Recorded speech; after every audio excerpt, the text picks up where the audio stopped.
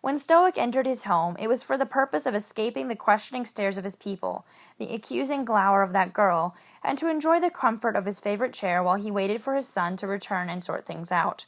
He had not expected to find a letter that would both terrify and agitate him, driving him to order Astrid to take a number of warriors to search for clues at this cove she spoke of. "Self-exile," Stoic muttered, scanning the letter for the 100th time. It was formal, tersely worded, and addressed to the chief, not to father, though the writing was unmistakably Hiccups. In it spoke of Hiccup's inability to embrace the Viking lifestyle and the overall benefit for both parties of his leaving. His boy had not even signed the family title Haddock, let alone the third. Just Hiccup. Self-imposed exile indeed.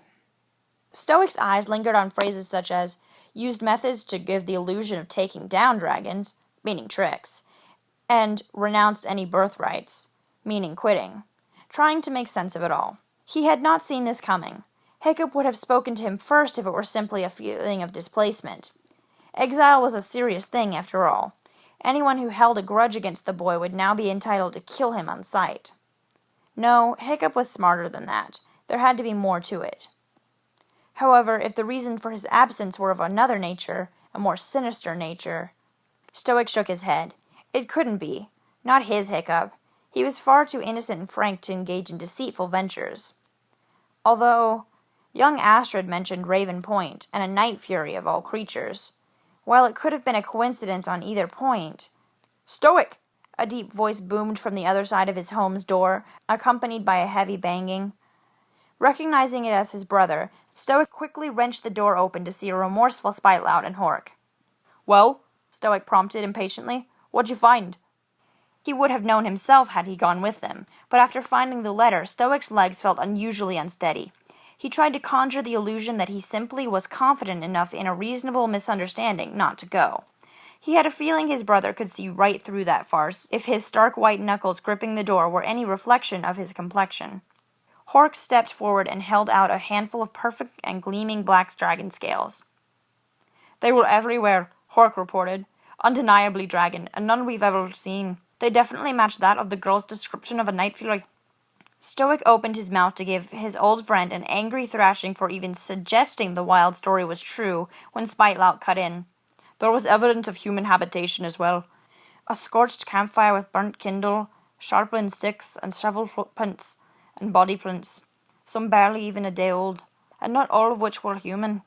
And human prints, the size, well, there's just no getting around it." Spitelout spoke in an unusually slow, low voice, as though he were trying to soothe the chief as he simultaneously delivered such incriminating evidence about Stoic's son. The chief of the hairy hooligan tribe could feel his entire world crumble. A certain sort of misery he had not felt since his wife died resurrected. A misery of isolation and loss. A child's wild story he could discredit, but only a fool would refute the hard proof in Hork's hand and Spitelout's expert tracking skills. And no fool had ever made a half-decent chief. His title of chieftain was now the only thing he had left in his life. He had no family, no heir, but he had his tribe. "Chief," Hork tried, after a long moment of silence on Stoic's part, "the evidence is overwhelming. What that Hofferson girl said about your son." Stoic crushed the letter in his hand. "I have no son," he hashed out in a strangled undertone. Hiccup had betrayed them. The letter was a ruse, an excuse a devil sympathizer had used to escape having to kill one. Stoic felt an unusual sort of passion ignite within him. He was angry, hurt, and still fighting off the natural pull of denial. Admitting his only son had gone rogue in the worst sort of fashion was no simple task, and throwing himself into his chieftain duties would be his only way to ease his troubled heart and mind. It was familiar, and it was a comfort. He wanted to hit something, to tear it apart and commit grisly kills. The dragons would pay for enchanting his son away from him, and he looked forward to the next raid. Unfortunately, the ice would be setting in within the next couple of months, and leaving on another empowered nest excursion was unwise. Come spring, the dragons wouldn't know what hit them. The village had learned what transpired before the next morning's sun could fully separate from the horizon. Stoic the Vast's son was in league with dragons. That sentence in itself should have been enough to induce heart attacks on the village elders. But once the prospect was carefully considered, it really wasn't surprising that Hiccup the Useless could find a way to turn himself against their village. The majority of the consentants declared good riddance, with a healthy dose of sympathy for their chief.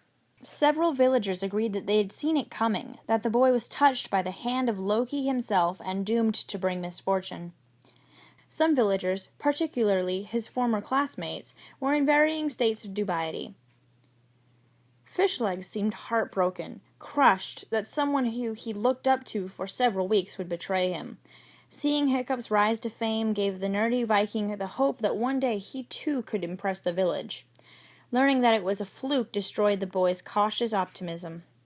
Ruffnut was too focused on Astrid's actions to belie Hiccup for his. What I can't believe is that you would see a dragon, a night fury of all things, with a saddle on and not try and ride it, she argued for the umpteenth time.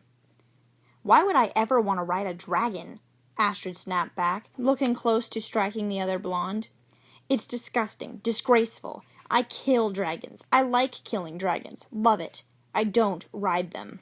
There was a saddle already on the friggin' dragon. That's practically a sign from Odin saying, hey, ride me.